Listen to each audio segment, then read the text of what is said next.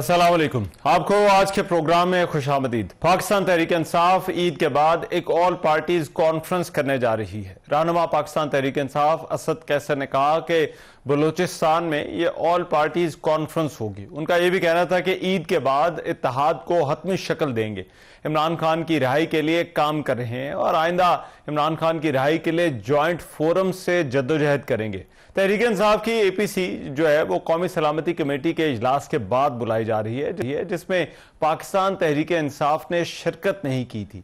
कौमी असम्बली में opposition leader Umar Ayub ने कहा कि इस जो कौमी सलामती कमेटी का इजलास हुआ था वो गैर मौसर रहा था। खैबर पख्तूनख्वा की हुकूमत ने किसी ऑपरेशन की इजाजत नहीं दी। मसाइल का हल सिर्फ मुज़ाकरात हैं। असद कैसर ने सवाल उठाया था कि कौमी सलामती का इजलास हमने बुलाया लेकिन उसका नतीजा क्या निकला। हमने कहा हम इसमें शामिल होना चाहते हैं लेकिन हमें अपने लीडर तक तो रसाई दें। जमीयत उलमा इस्लाम के सरबराह मौलाना फजल रहमान ने भी कहा था कि PTI को इजलास में ना देखकर मायूसी हुई। पाकिस्तान तहरीक इंसाफ के रहनुमाओं का यह कहना है कि JUI के साथ बातचीत में बहुत सफर जो है वो तय कर लिया है। मौलाना फजल रहमान को मनाने की कोशिशें जारी हैं और उम्मीद है कि वो भी जल्द ग्रैंड अलायंस का हिस्सा बन जाएंगे। JUI फजल रहमान के सरबराह मौलाना फजल रहमान ने कहा था कि ईद उल फितर के बाद तहरीक चलाने का फैसला करेंगे। लेकिन इसके साथ ही साथ जहां पर एक तरफ तो पाकिस्तान तहरीक इंसाफ ये अपोजिशन जमातों को एक प्लेटफॉर्म पर इकट्ठा करने की कोशिश कर रही है, दूसरी तरफ कुछ इससे जुड़ी और डेवलपमेंट्स भी हैं। एक तो JIT ज़राए ने जो पाकिस्तान तहरीक इंसाफ के सोशल मीडिया अकाउंट्स के हवाले से तफ्तीश कर रहे थे, उनका यह कहना था कि PTI के अफराद से दौरान तफ्तीश JIT ने इश्तियाल अंगेज मवाद जमा किया है। यह मवाद पाकिस्तान तहरीक इंसाफ की क़यादत की रियासत मुखालिफ सरगर्मियों और प्रोपेगेंडे का भी सबूत है। प्रोपेगेंडा मुहिम की माली एआनत गैर मुल्की लॉबीज और पाकिस्तान तहरीक इंसाफ की क़यादत के जरिए जो है वो की जा रही थी। ये मीडिया रिपोर्ट्स है पाकिस्तान तहरीक इंसाफ से जुड़े ये जो मामलात हैं, एक तरफ एक ऑल पार्टीज कॉन्फ्रेंस और फिर ये जो सोशल मीडिया के हवाले से खबरें हैं, इस पर बात करने के लिए पाकिस्तान तहरीक इंसाफ के रहनुमा जनाब अली मोहम्मद खान साहब इस वक्त मेरे साथ मौजूद हैं। उनसे इस हवाले से मजीद बात करते हैं। अली मोहम्मद खान साहब बहुत शुक्रिया आपके वक्त का। अली मोहम्मद खान साहब सबसे पहले तो एक तरफ हुकूमत की कौमी सलामती कमेटी का इजलास हो गया, दूसरी तरफ अब ये APC बुलाने का आपका इरादा है, क्या तवक्कुआत हैं और क्या ऐसी APC का फायदा होगा? बिस्मिल्लाहिर्रहमानिर्रहीम। अल्लाहुम्मा सल्ली अला मुहम्मद व आलिहि व अस्हाबिहि वसल्लम। रमजान जो अमन का महीना है और किसी भी मुसलमान के लिए एक मुक़द्दस महीना है, बल्कि मैंने तो जो देखा है जो नॉन मुस्लिम्स हैं पाकिस्तान में तो बिलखुसूस, लेकिन पाकिस्तान के बाहर, वो भी रमजान की रिस्पेक्ट करते हैं। इस महीने में जो खून बहाया गया है, रहमान साहब, इंसान की अक्ल दंग रह जाती है कि एक इंसान ऐसे कर कैसे सकता है। जो मौलाना हामिदुल हक साहब के साथ हुआ रमजान के स्टार्ट में, बिल्कुल उससे थोड़ा सा पहले, और उसके बाद जो मुफ्ती शाकिर साहब हमारे यहाँ खैबर पख्तूनख्वा साइड पे, और फिर उसके बाद जो नोशी में हुआ बस के साथ, जो जाफर एक्सप्रेस के साथ हुआ, जो बनू कैंट में हुआ, जो बलूचिस्तान में मौलाना साहब के साथ, उनकी जमीयत के जमात के हैं, उनके साथ हुआ, ये सारा कुछ जो हो रहा है इससे सबको बड़ी फिक्र है। हमारी तवक्को ये थी कि अगर हुकूमत इस पे जो कॉल किया था मीटिंग, इसमें अगर वो ज्यादा संजीदगी का, ज्यादा मैच्योरिटी का मुजाहरा करते और जनाब इमरान खान साहब को इंगेज करते, फिर उन पे आ सकते हैं। हमेशा से होता रहा है, ऐसा कोई मसला नहीं है। कोई आपको ये नहीं कह रहा कि इस वजह से आप उनके केसेस खत्म करें, उनको फ्री कर रहे, नो बडी सेइंग दिस। हम ये कह रहे हैं कि आप उनको ले आते, लाना तो दरकिनार, हमें उन तक एक्सेस तक वक्त नहीं दिया गया। बहरहाल वो तो जो होना था वो हो गया। मेरे ख्याल में आगे से मैच्योरिटी से करना चाहिए कि अगर आपको देखें, इस वक्त पॉलिटिक्स नहीं हो रही रहमान साहब के कोई सीट हार रहा है, कोई जीत रहा है, दान जो होगी फलाना है। We are talking about human lives, innocent lives. लोगों के गले कट रहे हैं, बम धमाके हो रहे हैं। तो इसमें मैं समझता हूँ कि दोनों तरफ से ज्यादा संजीदगी की जरूरत है। और खान साहब ने इनकार बिल्कुल नहीं किया। यह मैं बता दूं, मेरी मुलाकात नहीं हुई, लेकिन जो मैंने उनके बयानात सुने हैं जो बाहर आए हैं, बिल्कुल उससे क्लियर है कि खान साहब ने ये नहीं कहा कि मैं रेडी नहीं हूं इस पर बैठने के लिए। उन्होंने कहा आपने मुझे बुलाया ही नहीं, या आपने जो मेरे लोग हैं पहले उनको मुझ तक रसाई तो देते। अब जो APC की आप फरमा रहे हैं, जो हमारी तरफ से बात आई है, उसका नहीं मुझे पता, पॉलिटिकल कमेटी या कोर कमेटी में तफसील से तो नहीं डिस्कस हुआ, लेकिन अगर होती है तो अच्छी बात है। मेरी तजवीज उनको ये होगी, बाकी तो लीडरशिप का फैसला है, लेकिन अगर मेरे से तजवीज मांगते हैं, मेरी तजवीज ये होगी कि हुकूमत ने तो संजीदगी नहीं दिखाई, हमें दिखानी चाहिए। हम उनको वक्त से पहले प्रॉपर टाइम पे उनको इन्वाइट करें, हुकूमती जमातों को सारे, क्योंकि मसला किसी सियासी जमात का नहीं है, it is about Pakistan, the lives of the people of Pakistan are at stake. बिल्कुल ठीक, तो सबको इस पर बैठना चाहिए।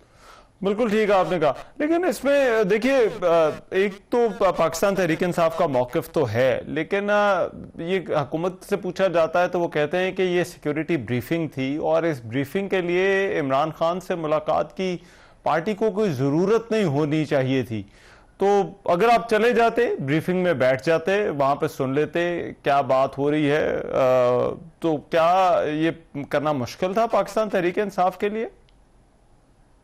देखिए, अब लकीर पीटने से क्या फायदा, हम हमेशा यही करते हैं। 71 में पूरा मुल्क हमारा टूट गया, आज तक हम ये फैसला नहीं कर सके हमें हमसे बुनियादी गलतियां कहां कहां किस तरीके से, जो एक कमेटी रिपोर्ट बनी थी उसको जमाने तक सिराज में रखा गया, यानी कि हमें ये भी नहीं पता होता कि हमारे साथ हुआ क्या है और क्यों हुआ। ठीक है, मैं ये नहीं कहता कि मुलाकात नहीं हो सकती थी, हमारी तो जो कमेटी थी, जो फौरी मीटिंग हुई थी, उसने तो कहा था कि हम जाना चाहते हैं, हम इसमें बैठना चाहते हैं। जो खान साहब का जो विजन है दहशतगर्दी पे, वो हम सबको पता है, उनका मेन नुकात सबको पता है, लेकिन उसमें साथ ये भी एक रिक्वेस्ट हुकूमत को दी कि हमें उससे पहले आप इजाजत दें कि हम खान साहब से एक मुलाकात करें। मुझे आप एक बात बताएं कॉमन सेंस की, ये जो हुकूमती लोग इधर बैठे हैं जी, ये जितने भी आए हुए थे बशमूल शहबाज साहब, क्या हुकूमती टीम की अपने वजीर आजम से कंसल्टेशन नहीं हुई होगी? या जो मिलिट्री लीडरशिप आई थी उसमें आर्मी चीफ साहब जो तशरीफ लाए हैं, क्या उनकी अपनी टीम से कंसल्टेशन नहीं हुई होगी? या जो मौलाना फजल रहमान साहब तशरीफ ले गए, उन्होंने अपनी जमात से कंसल्टेशन नहीं की होगी? तो ये फिर सिर्फ तरीक साहब को क्यों सिंगल आउट किया जाता है कि लीडर को अपने अंदर अखबार बंद, टीवी बंद, मुलाकात बंद, सियासी लीडरशिप से मुलाकात बंद, चाहिए आपको कौमी इत्तेफाक कह रहा है। ये नहीं, देखें irony of the fate, look at no, इतने हम अरस्तु बैठे हैं कि चाहिए हमें कौमी यकजहती, और अना के हमालिया के ऊपर बैठे हुए कि नहीं हमें यकजहती चाहिए, सारे आ जाओ हमारे साथ खड़े हो जाओ, लेकिन लीडर से बात नहीं आने देनी, लीडर को बात नहीं आने देना। कम ऑन, अच्छा, अब इस मुल्क के लिए लेकिन अब इसका हल क्या है? देखिए अली मोहम्मद खान साहब, मेरी गुजारिश सुनिएगा, हल क्या है? क्योंकि देखिए खैबर पख्तूनख्वा एक ऐसा सूबा है जो सबसे ज्यादा मुतासर है दहशतगर्दी से। हुकूमत ने अगर कुछ करना है, ना सूबाई हुकूमत वफाक की मदद के बगैर कुछ कर सकती है, ना वफाक सूबाई हुकूमत की मदद के बगैर कुछ कर सकता है। तो पॉलिटिकल कंसेंसस तो चलें अपनी जगह पर, लेकिन इंतजामी तौर पर तो इन दोनों को एक दूसरे की सपोर्ट चाहिए। तो इसका हल क्या है फिर? हल रहमान साहब रॉकेट साइंस या कोई बहुत मुश्किल नहीं है, 2-3-4 बातें मैं करूंगा। पहली बात तो यह है कि सबको अपना दिल साफ करना पड़ेगा एक दूसरे के लिए, एक दूसरे के साथ। इसकी वजह यह है कि अगर हमारी आपस की सियासी चपकलिश है या एस्टैब्लिशमेंट और सियासी forces to be specific establishment और तरीके साहब के बीच में अगर फासले हैं, या मिसअंडरस्टैंडिंग हैं, या कौम के और अदारों के बीच में अगर फासला है, या हुकूमत या अपोजिशन के बीच में अगर मिसअंडरस्टैंडिंग है या मुखासमत है, उसकी प्राइस कौन पे कर रहा है? आप मुझे बताएं। जो मैन ऑन ग्राउंड ना, जो फुट सोल्जर है आपका, जी, जो सिपाही है ना, लोग पे कर रहे हैं इस पोलराइजेशन की, जो जी खून से अपनी वो कीमत चुका रहे हैं ना। देखें आम लोग शहीद हो रहे हैं, ये भी मेरे ख्याल में हसनैन है, सुबह मैंने उस पर ट्वीट किया, कुछ लोगों को बड़ा बुरा लगा है। क्या शहीद के लिए हमने पाकिस्तान की जो शहीद होता है उसके लिए दुआ नहीं करनी? सिविल मिलिट्री इंबैलेंस अल्लाह के बंदो एक और चीज है कि पॉलिटिक्स में एस्टैब्लिशमेंट का फौज का किरदार नहीं होना चाहिए, वो एक और डिबेट है। खान साहब ने हमेशा ये बात की है कि मुल्क भी मेरा है और फौज भी मेरी है। मेरी फौज का अगर कोई जवान शहीद होगा, हम उसकी फातिहा भी पढ़ेंगे और उसको अप्रिशिएट भी करेंगे। ये इमरान खान साहब भी करते हैं, हम भी करेंगे। अगर किसी का इस पे दिल दुखता है तो अल्लाह करे उसका दिल टूट के टुकड़े टुकड़े हो जाए। हमारी सियासत ये नहीं है कि हम अपनी फौज या शहीदों के खिलाफ, ये शहीद हम सबके शहीद हैं। अगर कोई सिविलियन शहीद होता है, अगर कोई सियासतदान शहीद होता है, आलिम शहीद होता है, फौजी, पुलिस, देखिए मैं हामिद उल हक साहब की शहादत पे गया हूँ, उनके फातिहा पे गया हूँ, मैं मुफ्ती शाकिर साहब के लिए दुआ की है। जितने सियासी लोग शहीद होते हैं, फौजी अगर कोई शहीद होता है मेरे मुल्क के लिए जो जान देगा, चाहे वो फौजी है, चाहे वो सिपाही है, चाहे वो सिविलियन है, सियासतदान है, या आलिम है, या मौलवी है, कोई भी है, आलिम दीन है, कोई जर्नलिस्ट है, मैं विल स्टैंड विद हिम। ये क्या बात होगी कि जनाब तो देखिए, इन चीजों को देखने के लिए कि हमारी इन चीजों की वजह से आपका खून बह रहा है, आपके नौजवान शहीद हो रहे हैं, आपके सिविलियन शहीद हो रहे हैं, फौजी शहीद हो रहे हैं, अब इसके लिए मेहरबानी फरमाया। आपने क्या क्या हल है? हल बड़ा सिंपल है। इमरान खान साहब को जो इस पे विजन है मैं वो रख देता हूँ।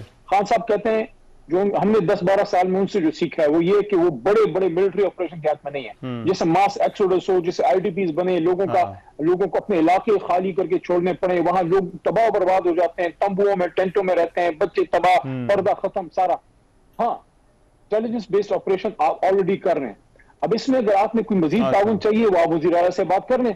बड़े ऑपरेशन के मतलब पूरा जिला, पूरे डिवीजन खाली करना उसके हक में नहीं है। दूसरी चीज देखिए, जो आपसे लड़ रहा है, जो गोली मार रहा है, उसको भी आपने तो उसको गोली मारनी है, जो आपको गोली मार रहा है। लेकिन जो सियासी फोर्सेस हैं उनको तो एंगेज करें।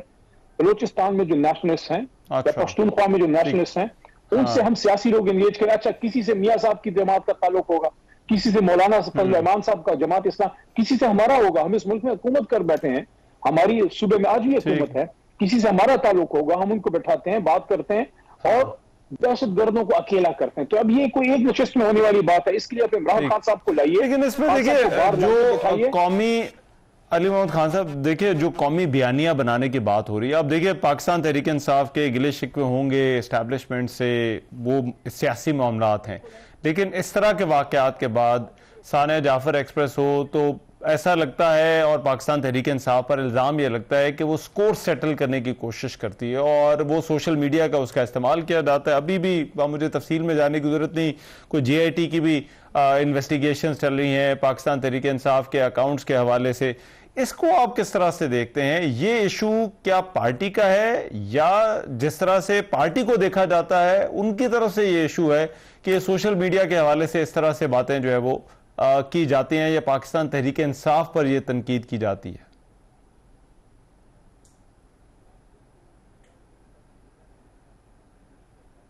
बल्कि अक्सर मैं खुद भी शिकार रहता हूँ मुख्तलिफ सोशल मीडिया अकाउंट्स के, पता नहीं अपने पराए जो भी हैं, किसी को कोई चीज अच्छी नहीं लगती, किसी को कोई चीज अच्छी नहीं लगती, अपना गला काट के देंगे फिर कहेंगे वफादार था। ये छोड़ें इस बहस को। लेकिन हमारी जमात के जो मेन स्टेक होल्डर हैं, जो ऑफिशियल ऑफिस बीयरर्स हैं, बैरिस्टर गौहर हैं, सलमान अकरम राजा हैं, अपोजिशन लीडर उमर अयूब खान, ये 3 बड़े ओहदे हो गए, या कोई और वजीर आला गंडाफूर को रखने साथ।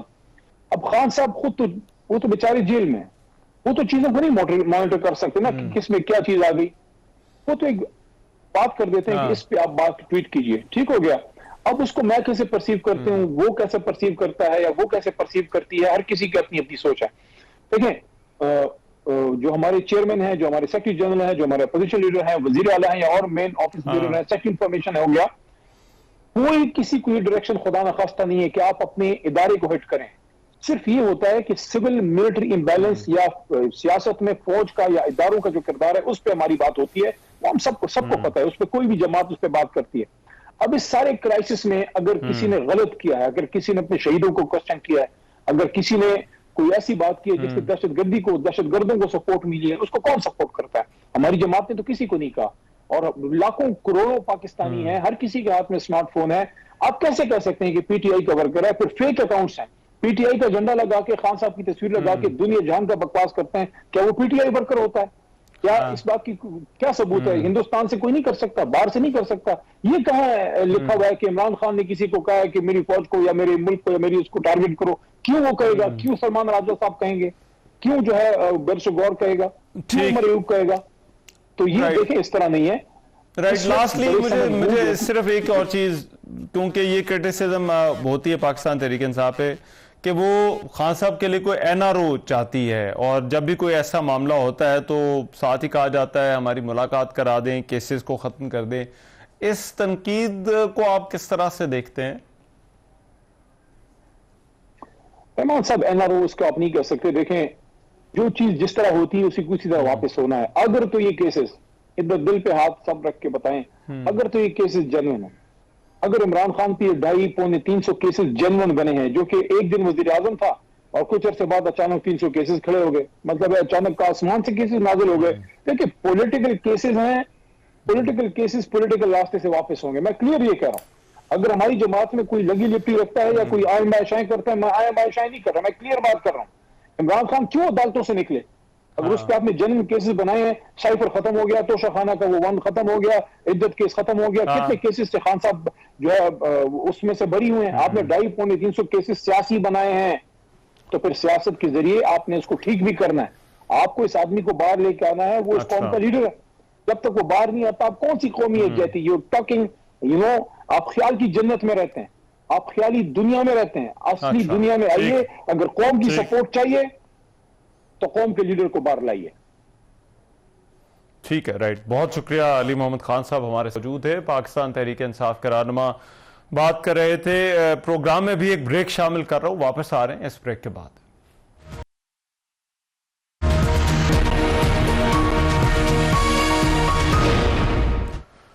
Welcome back after the break. हुकूमत के लिए कुछ बड़े चैलेंजेस है। एक तो दहशतगर्दी के खिलाफ इत्तफाक राय पैदा करना हुकूमत के लिए इस वक्त सबसे बड़ा चैलेंज है, लेकिन ये इत्तफाक राय पैदा होता हुआ नजर नहीं आ रहा। गुज़िश्ता रोज वज़ीर आला खैबर पख्तूनख्वा अली मीन गंडापुर ने सूबे में ऑपरेशन की मुखालिफत करते हुए कहा था कि खैबर पख्तूनख्वा में किसी सूरत ऑपरेशन की इजाजत नहीं देंगे। ताहम हुकूमत ने वाजे किया इसके बाद एक प्रेस कॉन्फ्रेंस में कि कोई ऑपरेशन नहीं हो रहा और ना ही ऑपरेशन की बात हुई है। मुल्क भर में खासतौर पर खैबर पख्तूनख्वा और बलूचिस्तान में दहशतगर्दी के वाक़यात में तवातुर से इजाफा भी देखने में आया है। गुज़िश्ता रोज भी सिक्योरिटी फोर्सेज ने खैबर पख्तूनख्वा के जिला डेरा इस्माइल खान में कार्रवाई के दौरान 10 खवारिज को हलाक किया था, जबकि पाकिस्तान फौज का एक कैप्टन जो है वो शहीद हो गए थे। दहशतगर्दी से निपटने के लिए वफाक की हुकूमत सूबाई हुकूमत की हिमायत कैसे हासिल करेगी? या आए रोज़ हमले हो रहे हैं। अभी आज भी इतला आई कि जो बॉर्डर पोस्ट है पंजाब और खैबर पख्तूनख्वा के दरमियान, उस पर भी आज हमला हुआ है। तो ये सिर्फ तमाम के तमाम मामला आते हैं। हुकूमत इन सिक्योरिटी चैलेंजेस को किस तरह से देखती है और ख़ास तौर पर ये जो वफाक और सूबे के दरमियान ताउन है, ये किस तरह से मुमकिन है? इस पर बात करने के लिए बैरिस्टर मलिक साहब इस वक्त मेरे साथ मौजूद है, मुस्लिम लीग नून के रहनुमा हैं। उनसे इस हवाले से बात करते हैं। अकील मलिक साहब, बहुत शुक्रिया आपके वक्त का। अकील मलिक साहब, सबसे पहले तो ये जो एक कंसेंसस चाहिए, एक आवाज़ चाहिए, सबका एक पेज पर होना ज़रूरी है, ये कितना बड़ा चैलेंज है हुकूमत के लिए? और क्या वजह है कि सब लोग इस दहशतगर्दी के हवाले से और किस तरह से इसको डील करना है, टैकल करना है, उस हवाले से एक पेज पर नज़र नहीं आ रहे? मानीम रहमान साहब, बहुत बहुत शुक्रिया। सबसे पहले देखें, इशू ये है कि तमाम पार्टीज़ जो हैं वो एक पेज में हैं दहशतगर्दी के ख़िलाफ़ और दहशतगर्दी के इस नासूर से जान छुड़ाने के लिए।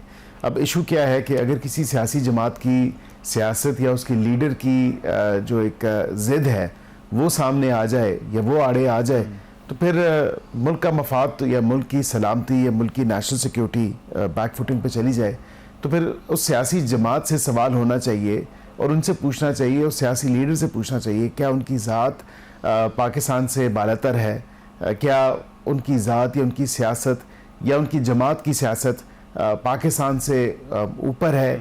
ये तमाम तर मामलात हैं, ये सवालात हैं जो देखने वाले हैं, क्योंकि जितनी भी अपोजिशन की जमातें हैं, मासमाए मैं अगेन रीइटरेट करूंगा कि जितनी भी अपोजिशन की जमातें जो पार्लियामेंट के अंदर मौजूद हैं, so let me be very clear on this, क्योंकि ये पार्लिमानी कमेटी का एक इजलास था, नेशनल सिक्योरिटी की कमेटी की मीटिंग थी, इन कैमरा ब्रीफिंग थी, पार्लियामेंटेरियंस के लिए पार्लियामेंट्री कमेटी थी, और उसमें जो है जितने भी पार्लियामेंट के ऑनरेबल मेंबर्स हैं, खा वो हुकूमती बेंचेस से हों, इत्तेहादियों से हों या अपोजिशन से हों, सबको दावत थी। Even so much so Akhtar Mengal साहब को भी इस पर दावत थी, he chose not to come. इसी तरह इमरान खान साहब की पार्टी को दावत थी, क्योंकि उनके चेयरमैन मौजूद हैं बैरिस्टर गौर साहब, और उन तमाम उनके जो पार्लियामेंटेरियंस पार्लियामेंट के अंदर मौजूद हैं उनको दावत दी गई थी। उन्होंने हामी भी भरी और उन्होंने कहा कि बिल्कुल हम आएंगे, नेशनल सिक्योरिटी ऐसा मसला है जिसे पूरी कौम जो है वो मुत्तहद है, यकजा है। लेकिन फिर ऐसा क्या हुआ, 11th आवर पे उन्होंने डिसाइड किया कि नहीं, और फिर अगले दिन जब मुलाकात हुई उनके बानी से, जब चेयरमैन की मुलाकात हुई, तो उन्होंने कहा बिल्कुल बहुत अच्छा किया, और बिल्कुल उनको थपकी भी मिली इस बात पे कि आपने इजलास ज्वाइन नहीं किया।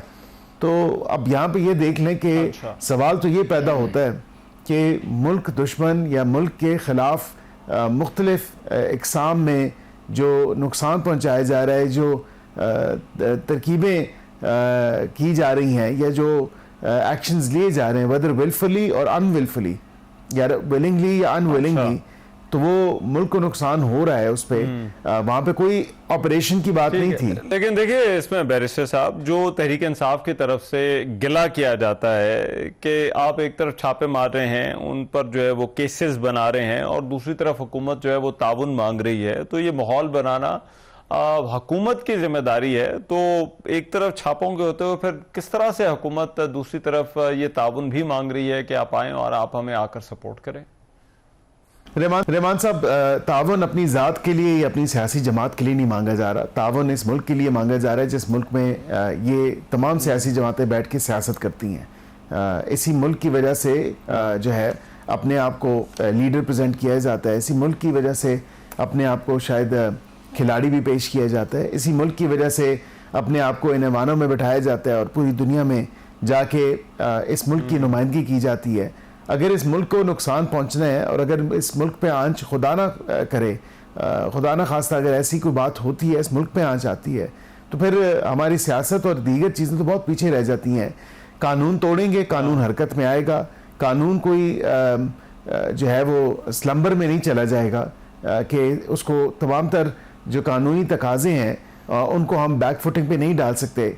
ये अगर एहतजाज के हवाले से, बगैर इजाज़त या तोड़ फोड़ के हवाले से, इंतशार फैलाने के हवाले से, डिजिटल दहशतगर्दी के हवाले से, ये तमाम तर ऐसे पहलू अगर सामने आएंगे जिनमें इनकी जमात मुलव्वस होगी या इनकी पार्टी के लोग मुलव्वस होंगे, तो फिर कानून तो हरकत में आएगा। लेकिन बैरिस्टर साहब, लेकिन रौला इस पे आपको लगता है सिर्फ एक मुलाकात का ही था कि हो जाती तो वो आ जाते, या फिर कुछ और भी इसमें जो है वो मामला था?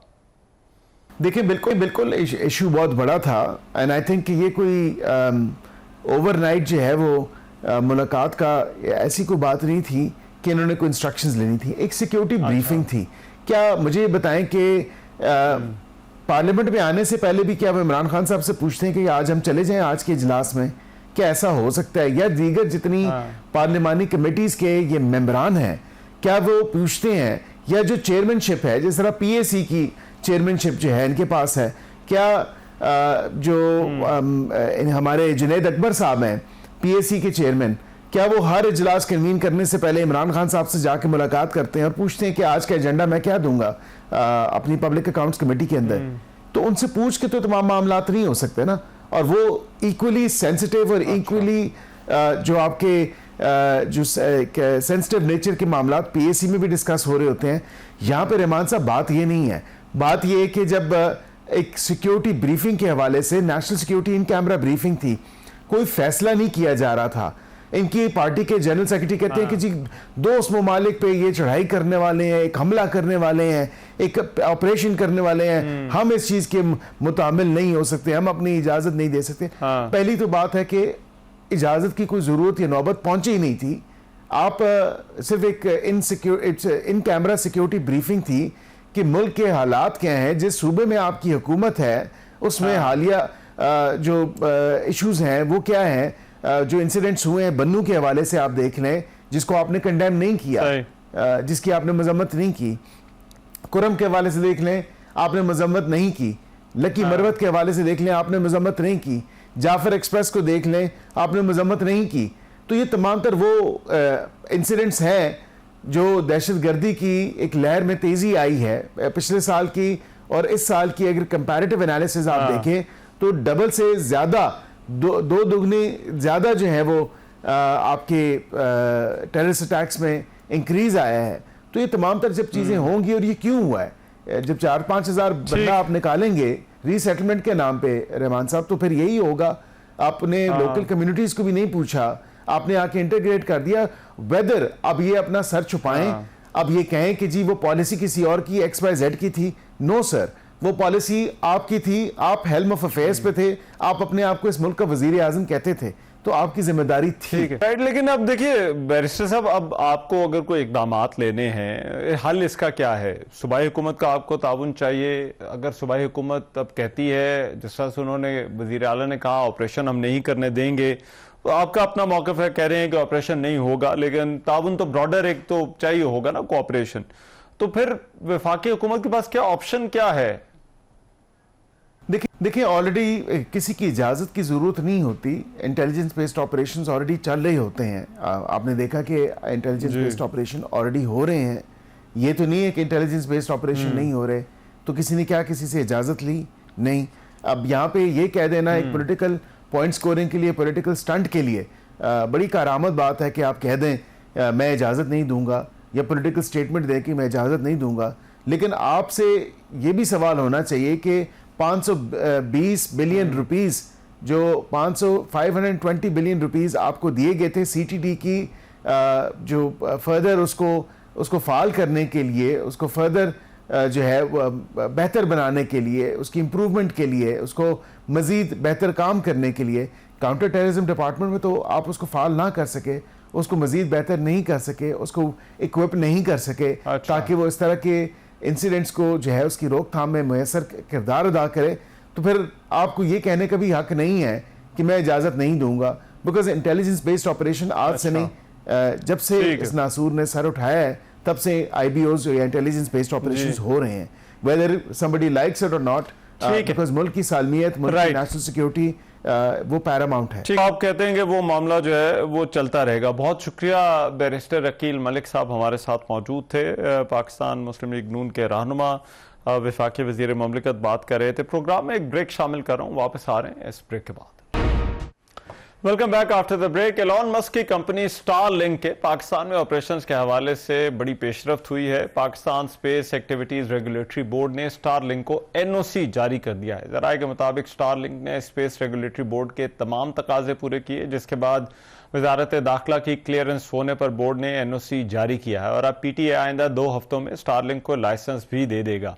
स्टारलिंक पहले ही PTA में लाइसेंस के लिए दरखास्त देने के अलावा टेक्निकल और बिजनेस प्लान जो है वो जमा करवा चुका है। स्टारलिंक ने पाकिस्तान में रजिस्ट्रेशन के हवाले से 3 मराहल मुकम्मल किए हैं और ये जो स्टारलिंक की कंपनी है इसने SECP और पाकिस्तान सॉफ्टवेयर एक्सपोर्ट बोर्ड से भी रजिस्ट्रेशन हासिल कर ली है। अब इसके अलावा कंपनी ने Pakistan space activities regulatory board से भी अब रजिस्ट्रेशन हासिल की है, लेकिन अब अगला मरहला PTA का है, जहां से तवक्को ये है कि वहां से भी क्लियरेंस जो है वो मिल जाएगी और उसके बाद कंपनी अपनी सर्विसेज का बाकायदा आगाज करेगी। PTA जो है वो स्टारलिंक की जमा करवाई गई दस्तावेजात का जायजा ले रहा है। अब स्टारलिंक की जो सर्विसेज है वो मौजूदा नेटवर्क में बताया जा रहा है कि किसी किस्म का खलल पैदा नहीं करेंगी। वह पाकिस्तान ने 2023 में नेशनल सैटेलाइट पॉलिसी मुतारिफ कराई थी और 2024 में पाकिस्तान स्पेस कम्युनिकेशन को मजबूत बनाने के लिए स्पेस एक्टिविटीज रूल्स जो है वो मुतारिफ जो है वो करवाए थे। और कुछ अर्सा पहले स्टारलिंक ने ही पाकिस्तान में 2 से 3 ग्राउंड स्टेशंस बनाने की ख्वाहिश का इजहार किया था। अब पाकिस्तान में जो इंटरनेट तक रसाई है ये एक बड़ा इशू रहा है। फायरवॉल्स के होते हुए एक आम सारिफ और ख़ास तौर पर हमारी जो IT इंडस्ट्री है और फ्रीलांसर्स पाकिस्तान में जो बहुत बड़ी तादाद में मौजूद हैं, इंटरनेट की रसाई उनके लिए कितनी अहम है, स्टारलिंक के आने से क्या फ़र्क पड़ेगा, और ये जो हमारा एक IT का जो कल्चर है यहाँ पर इंटरनेट की अवेलेबिलिटी के हवाले से, उस पर बात करने के लिए जो है वो खालिद खान साहब इस वक्त में जो है वो मौजूद हैं, चेयरमैन स्मार्ट फोरम हैं, IT एक्सपर्ट हैं।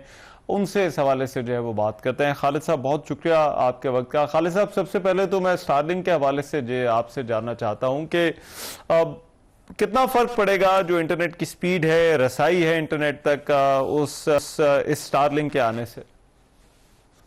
जी अस्सलाम वालेकुम अदर साहब, बहुत बहुत शुक्रिया आपके प्रोग्राम में लाने का। और बात यह है कि जी पाकिस्तान में और दुनिया में जहां भी ये इंटरनेट की कनेक्टिविटी है वो सिर्फ एक जरिया नहीं होता है, उसके मुख्तलिफ कॉरिडोर्स होते हैं। जैसे पाकिस्तान में इस वक्त जो 80 से 80 to 90% जो बैंडविड्थ है वो हमारी फाइबर से आ रही है, जो अंडर रूट सी केबल है जो कराची में लैंड होती है, फिर वहां से अपस्ट्रीम आती है।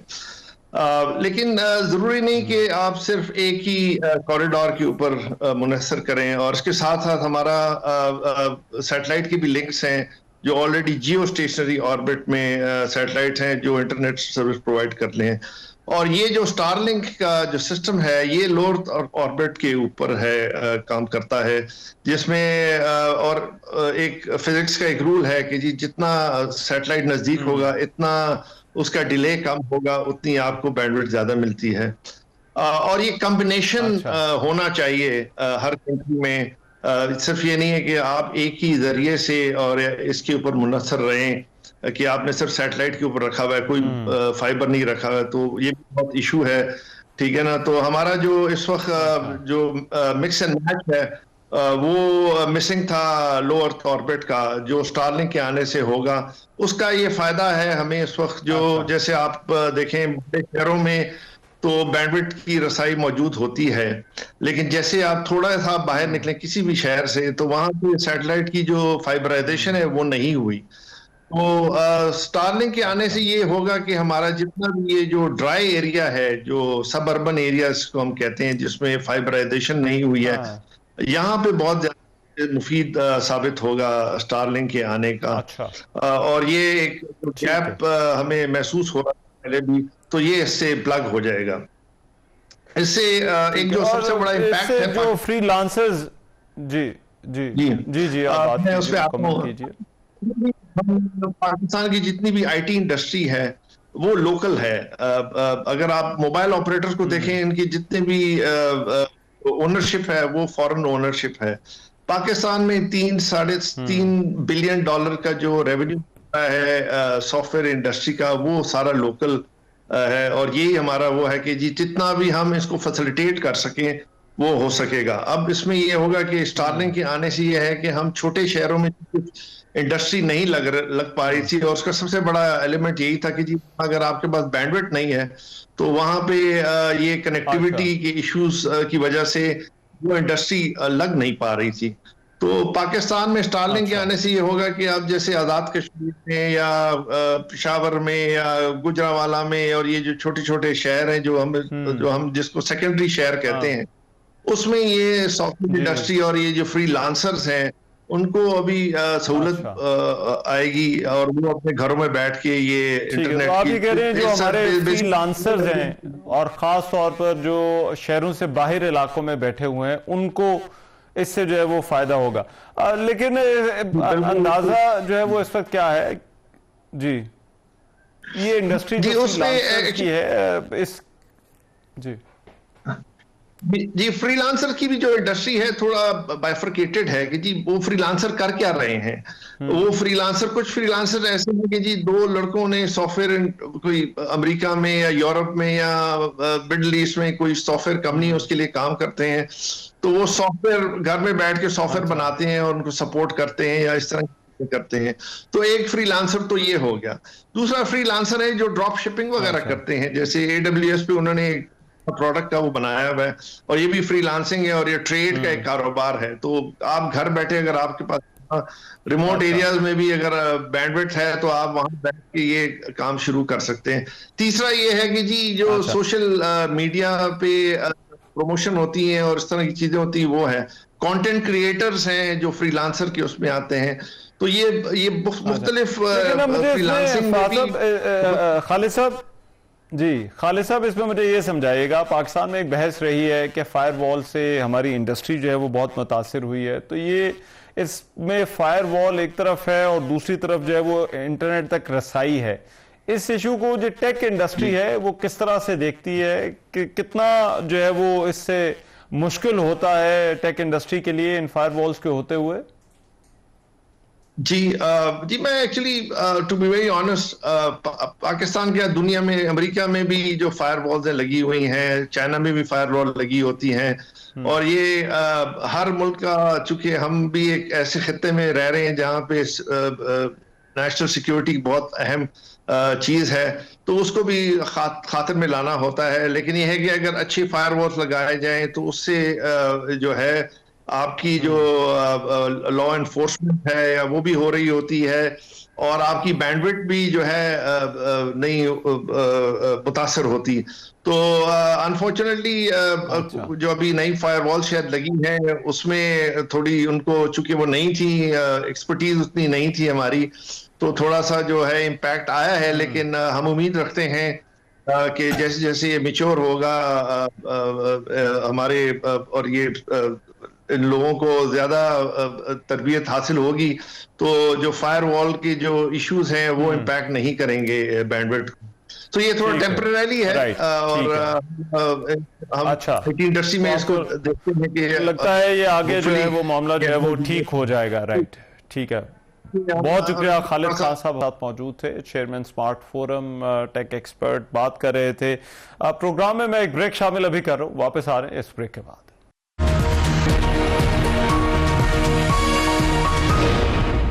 Welcome back. खेल के मैदान से बिलाखिर अच्छी खबर आ ही गई। कौमी क्रिकेट टीम ने जो है वो कीवीज के खिलाफ शानदार फतह हासिल की और पाकिस्तान ने न्यूजीलैंड को T20 सीरीज का जो तीसरा मैच था उसमें 9 विकेटों से शिकस्त दी। पाकिस्तान के जो ओपनर हैं हसन नवाज, उन्होंने तेज तरीन सेंचुरी की, जिसकी बदौलत न्यूजीलैंड के खिलाफ 205 रन का जो बड़ा हदफ था वो पाकिस्तान की टीम ने सिर्फ 16 ओवर्स में ही हासिल कर लिया।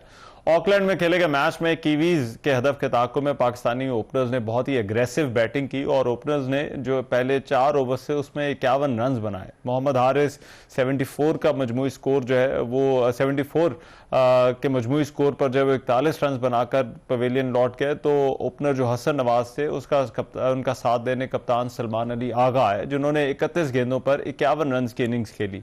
इस मैच में हसन नवाज ने करियर की पहली सेंचुरी बनाई जो किसी पाकिस्तानी बल्लेबाज की जानिब से तेज तरीन सेंचुरी थी। उन्होंने 45 गेंदों पर 105 रन की नाकाबिले शिकस्त इनिंग्स खेली। कीवी बॉलर्स की जानिब से एक ही विकेट ली गई और वो जैकब डफी ने ली। इससे पहले पाकिस्तान ने टॉस जीतकर बॉलिंग का फैसला किया था। न्यूजीलैंड के साथ होने वाली जो 5 मैचेस की सीरीज है, पहले 2 मैचेस में हमने शिकस्त खाई। पाकिस्तान ने बहुत अच्छा कमबैक किया है। इससे पहले आईसीसी चैंपियंस ट्रॉफी में भी जो हमारी कारकर्दगी थी वो बड़ी मायूस कुन रही थी और टीम की परफॉर्मेंस, खिलाड़ियों की फिटनेस पर बहुत सारे सवाल आते। लेकिन यही खैर पाकिस्तान की टीम की जो है वो गैर मुतवक्के एक मरतबा फिर से कारकर्दगी है, जिसकी वजह से शायकीन को आज फिर जो है वो खुशी हुई है। अब देखना यह है कि ये खुशी आरसी है या फिर ये आगे भी जारी रहती है। आज के प्रोग्राम से इतना ही। मेहमान से को इजाज़त दीजिए। अल्लाह ने के बान।